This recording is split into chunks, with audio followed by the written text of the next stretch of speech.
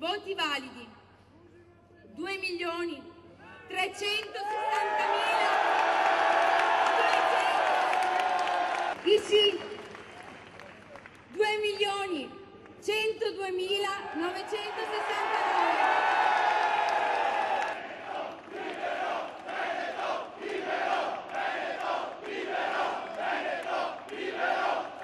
Ieri sera 1 migliaio di persone festeggiava il neonato Stato Veneto e la buona riuscita del referendum di plebiscito.eu, sventolando il vessillo del leone di San Marco. Sul palco volti nuovi e vecchie glorie serenissime. Oltre 2.300.000 i voti usciti dalle urne virtuali della sperimentale e ancora discussa piattaforma informatica.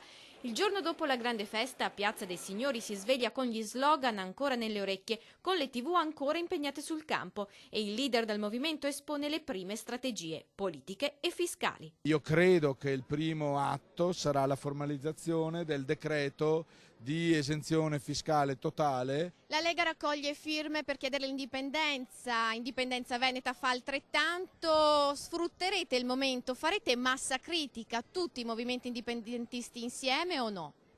Beh, noi siamo ovviamente aperti al dialogo con tutti, attendiamo. Il dialogo è ovvio che è aperto, noi parliamo con tutti, ci mancherebbe, però è anche altrettanto evidente che queste persone devono capire che le posizioni di forza sono state determinate dagli eventi.